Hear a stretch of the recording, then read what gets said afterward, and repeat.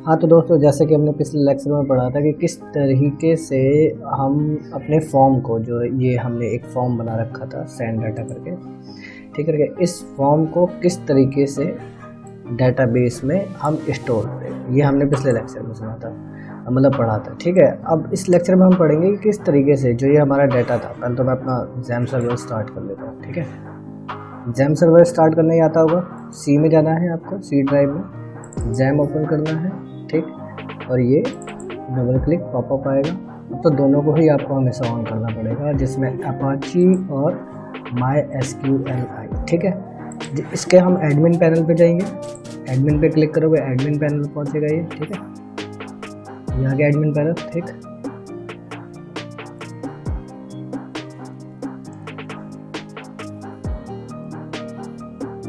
तो हमने पिछली बार जो डाटा स्टोर किया था, ठीक है, उस डाटा को अब डिस्प्ले करवाना है।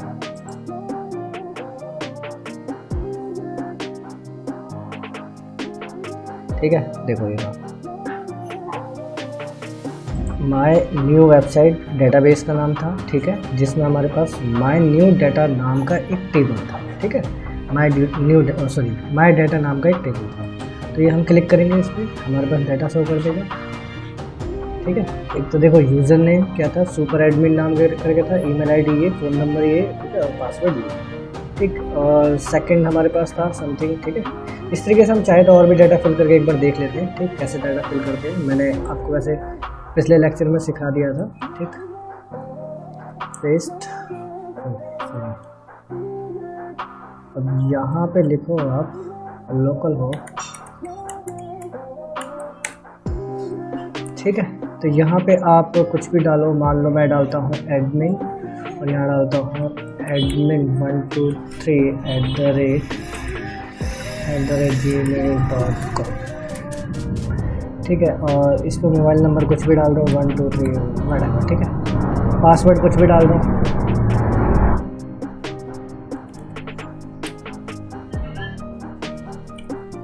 ठीक है, पासवर्ड कुछ भी डाल देंगे। अब ये जैसे हम सबमिट दबाएंगे एक पॉपअप मैसेज आएगा, यह है पॉपअप मैसेज। ठीक है, your data save successful. Okay दबाते के साथ हम चलेंगे index.php पे। ये देखो आ गए index.php, और index.php को हमारे पास सीखा।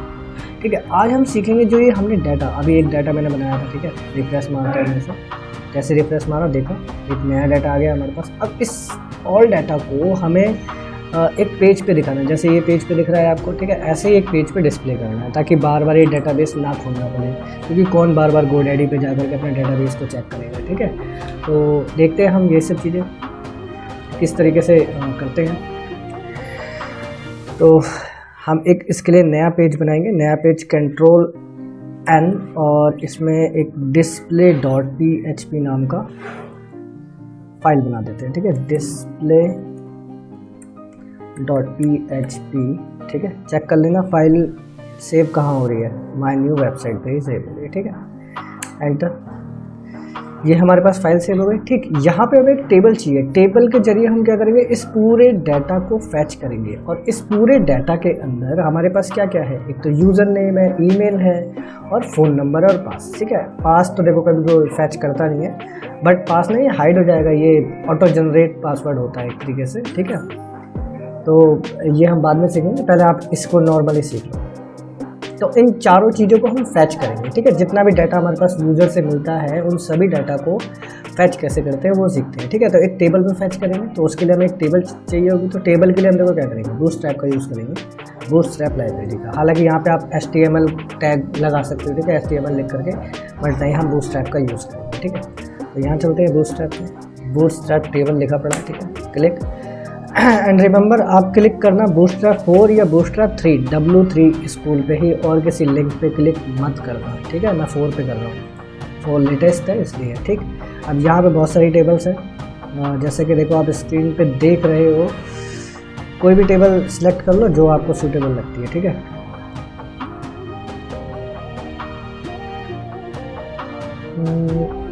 कौन सी टेबल ले रहे हैं, ये वाली टेबल। ठीक है, मैं ये वाली ले रहा हूँ। ठीक, इस पर ट्राई योर सेल्फ।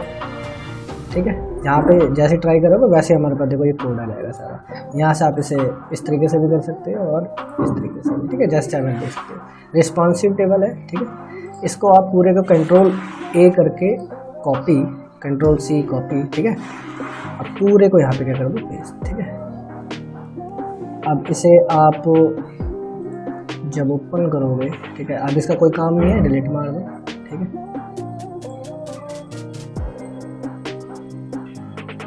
अगर कोई प्रॉब्लम आती है तो मैं इस टेबल का लिंक अपने डिस्क्रिप्शन पे दे दूंगा ताकि आपको प्रॉब्लम ना आए, ठीक है। तो ये टेबल हमने जो उठाई थी, ठीक है, बूटस्ट्रैप से, ये हमारे पास टेबल है कि देखो इसका टाइटल दिया हुआ है बूटस्ट्रैप टेबल, बट हम लिख देंगे ऑल यूजर, ठीक है। टाइटल लिख देंगे हम अपनी तरफ से ऑल यूजर, ठीक है। अब देखो ये चेंज हो गया, ऑल यूजर हो जाएगा, ठीक है, हो गया ऑल यूजर, ठीक।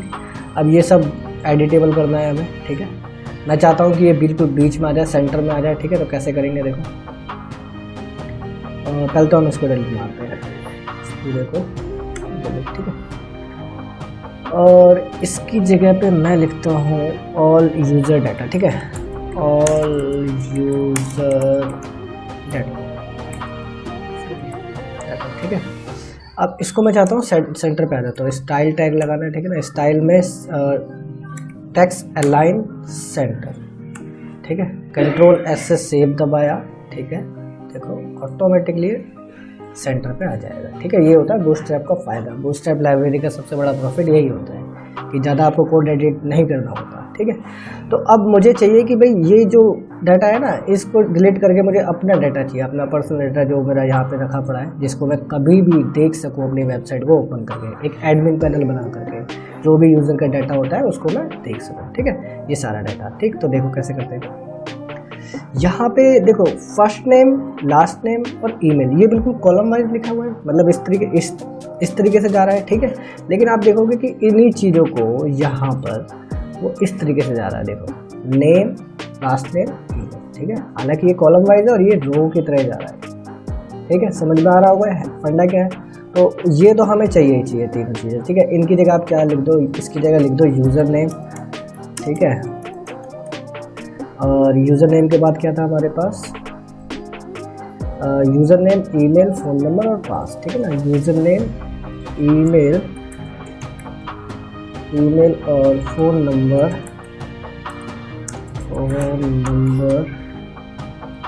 और लास्ट एक और हम अपनी तरफ से बना देते हैं, ठीक है, पासवर्ड,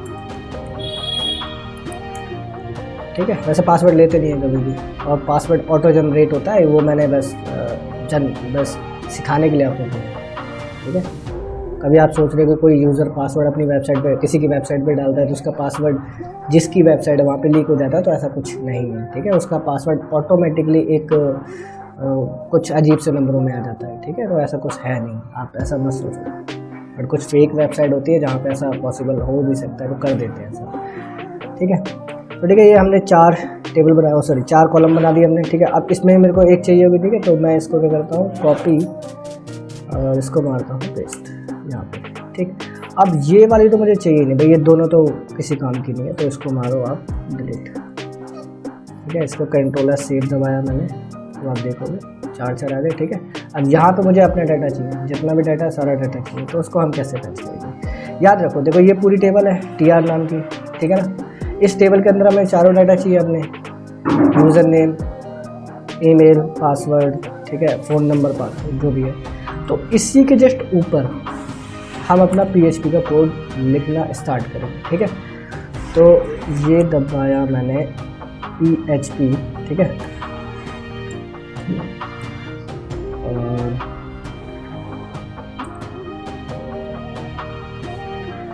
सॉरी कोडिंग गलत कर दी, क्वेश्चन मार्क PHP। अब एक चीज़ और देखो आप यहाँ पे, ठीक है। अब यहाँ पे पॉपअप मैसेज नहीं दे रहा PHP का, क्योंकि देखो यहाँ इस कॉर्नर पे HTML लिखा पड़ा है, इसलिए यहाँ पे कोई भी पॉपअप मैसेज नहीं आया PHP का।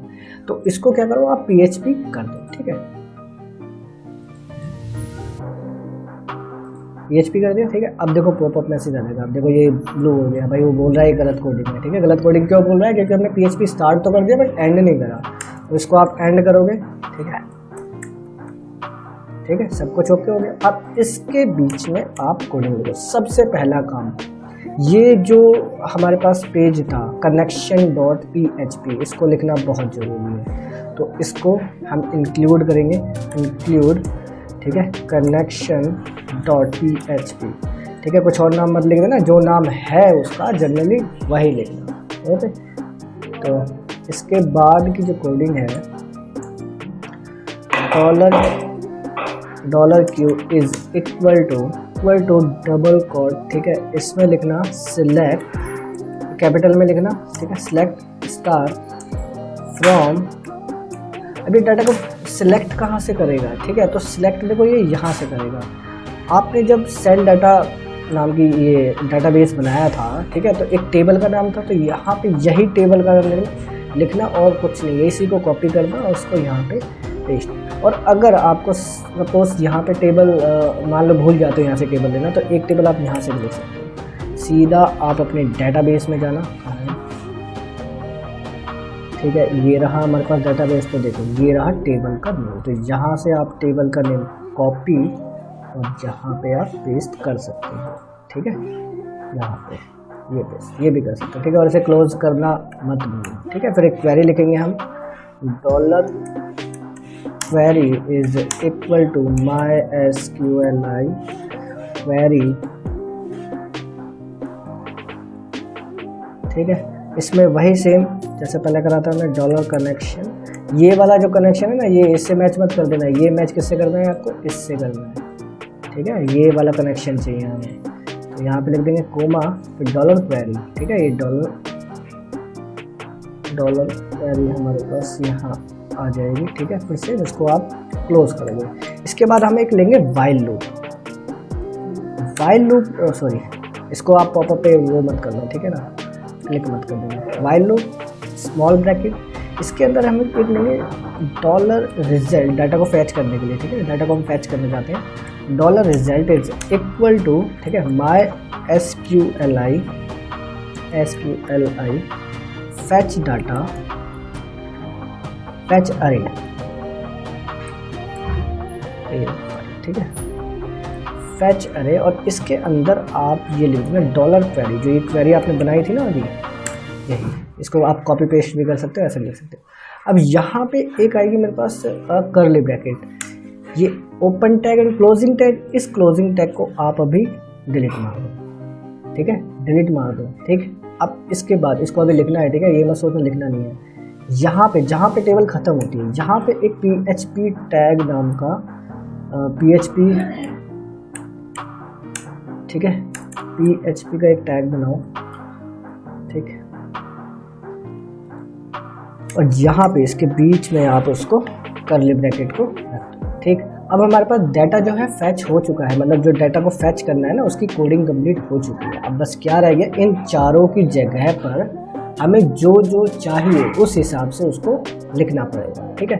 तो हम 1 बाय 1 लिखते हैं। पहले इसको हम जो लिखा पड़ा है यहाँ पे डिलीट मारते हैं, ये डिलीट, ठीक है। अब इन पे देखो एक PHP स्टार्ट करो, PHP, ठीक है, क्लोज भी हो चुका है, ठीक। अब इसके अंदर इको, ठीक, इसको डिलीट मारो, ठीक, इको करके $result RES, यही वाला लिखना है यारो, ठीक है, यही यहाँ पे होना चाहिए, अलग नहीं होना चाहिए, ठीक है। $result, फिर ठीक है, कैपिटल ब्रैकेट, ठीक है, और यहाँ पे सिंगल कोट, और सिंगल कोट, ठीक है, और यहाँ पे से क्लोज करना मत भूलना। अब इसे हम बता देते हैं। अब क्या करते हैं, 1 बाय 1 चारों को हम लेते हैं, ठीक है। तो इसके लिए हम क्या करेंगे, सेंड डाटा पे जाएंगे, यहाँ पे चारों चीज़ें हमारे पास, पहले वाले को कॉपी किया, पेस्ट, ठीक है, और दूसरे वाले को भी कॉपी किया और पेस्ट, इसको भी कॉपी किया मैंने एंड पेस्ट, एंड इसको भी कॉपी किया। इसके अलावा कुछ और मत लिख देना, यही लिखना जो डाटाबेस पे लिखा गया है, ठीक है। Ctrl+Shift दबाया, अब देखते हैं कि हमारा डाटा फैच हुआ है कि नहीं। ओके, ये थी हमारे पास टेबल, ठीक है। इसको रिफ्रेश मारने के साथ ही डाटा आना चाहिए। लेट्स सी, तो कुछ ना कुछ एरर हुई है, ठीक है। तो देखते हैं क्या एरर हुई है। यहाँ पे आप देख रहे हो डबल लेके आओ, ठीक है। ओके, वो एक्चुअली में देखो क्या हुआ था, यहाँ पे ना, यहाँ पे हर जगह ओपन टैग पता नहीं अपने आप से लग गया था, वो ऑटो हुआ था, ठीक है। देखो सारा डाटा आपका फैच हो गया, देखो आप देख सकते हो, मैच कर सकते हो सुपर एडमिन, ठीक है ना। ये सारा डाटा हमारा देखो इसके अंदर था, ये एज इट इज आ गया। वो आप चाहते हो कि ये आईडी भी आ जाए इसकी, भाई 1 बाय 1 जो भी डाटा फिल कर रहा है ये आईडी भी आ जाए, वो भी आप कर सकते हो। देखो कैसे करोगे, यहाँ पे इसको करो कॉपी, ठीक है, और उसको यहाँ कर दो पेस्ट। अब यहाँ पे क्या लिख दो, आईडी लिख दो, बस ऑटोमेटिकली आईडी फैच हो जाएगी। सॉरी, ये रहा, ठीक है, आईडी आ गई। लेकिन यहाँ पे यूज़र नेम आ रहा है, ठीक है। क्यों आ रहा है इसका रीज़न आप जानते हो। यहाँ पे मैंने यहाँ मैंने एक 5वीं कॉलम बना दी, बट यहाँ पे नहीं बनाई ना यार। यहाँ पे तो यहाँ पे हमें एक आईडी नाम की कॉलम बनानी पड़ेगी, ठीक है। ओके, अब देखो हमारा जो अगला लेक्चर होगा वो किस बेस पे होगा। यहाँ पे एक डिलीट बटन बनाना है मुझे, ठीक है। और डिलीट के आगे फिर अपडेट भी। अपडेट बोले तो देखो यहाँ पे जाकर के आप कितने डाटा को आप एडिट और डिलीट करोगे, दिमाग ख़राब हो जाएगा, ठीक है। फालतू में आप बार बार अपने डेटाबेस के पास जाओ, सीधा अपनी वेबसाइट ओपन करो, जिस यूज़र को डिलीट करना चाहते हो यहाँ पे बटन दबाओ, धैड़ क्लिक, ठीक है। सारे क्लिक करना है, सारे क्लिक कर दो। फिर मान लो किसी में भाई ईमेल आईडी गलत लिखी पड़ी है, तो आप उसको एट ए टाइम सिर्फ ईमेल आईडी को चेंज करके उसे अपडेट कर दो, या फिर पूरा अपडेट करना वो भी कर सकते हो। तो हम अगले लेक्चर में सीखेंगे डिलीट और अपडेट कैसे करते हैं, ठीक है। तो इस लेक्चर में इतना ही है, बाकी का हम कल सीखते हैं। और उस लेक्चर के बाद हमारा जो वेबसाइट का जो पार्ट चल रहे थे वो ख़त्म हो जाएंगे। उसके बाद फाइनली एक वेबसाइट हम गूगल से उठा करके उसे किस तरीके से कस्टमाइज़ करके एक डायनामिक वेबसाइट बनाएंगे, ठीक है, उसको हम सीखेंगे। आप सोच रहे हो कि मैं हर एक कोड को लिखूँगा, ऐसा कुछ नहीं, ये सिर्फ बेसिक चीज़ें मैं आपको बता रहा हूँ ताकि आपको वेबसाइट को कस्टमाइज़ करने में कोई भी दिक्कत ना आए। आई होप कि आपको ये पूरा लेक्चर समझ में आया हो, ठीक है। Thank you, thanks for watching.